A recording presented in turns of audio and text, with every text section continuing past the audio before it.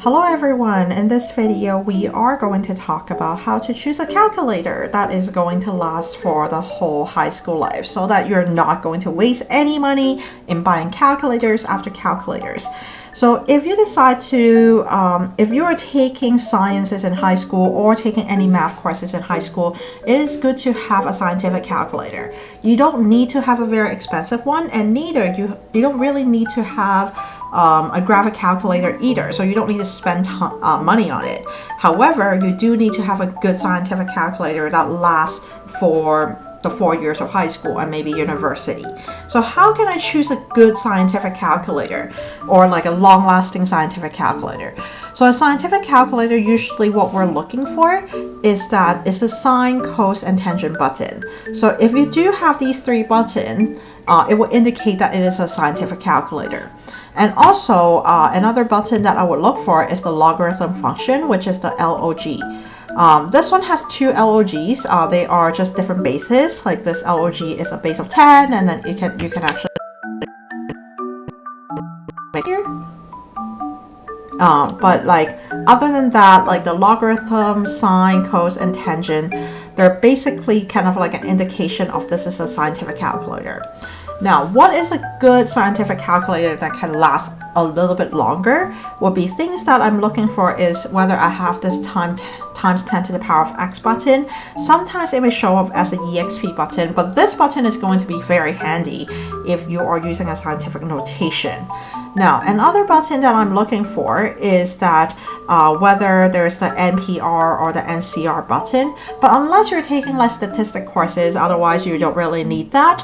However, if you want that to last a little bit longer, I would look for the NPR function and the NCR function.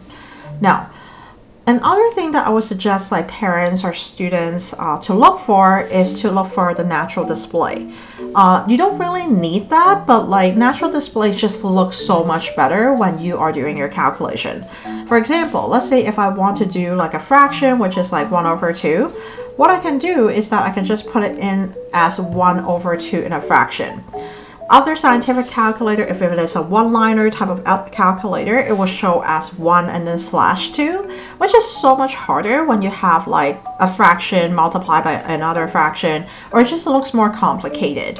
So the students have to kind of like function in terms of like what is actually going on in that line. But if it is natural display, I can put it in a way that like it just makes so much more sense to me. And then you also, like if you put that, you'll get a fraction as a final answer.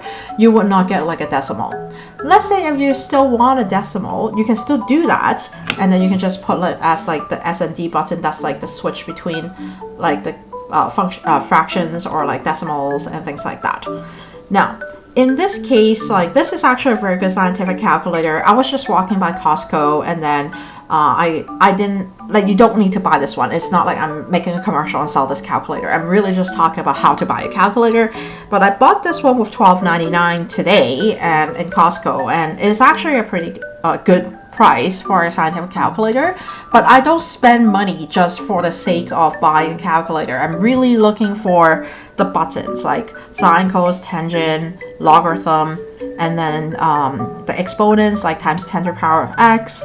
And then also like I'm looking for, like, I bought this for my students, but like I'm also looking for natural display as well if I'm buying it for students, because it's so much more comfortable when you're reading it, and also you won't make mistakes. Like it is so much easier to use when it is a natural display calculator.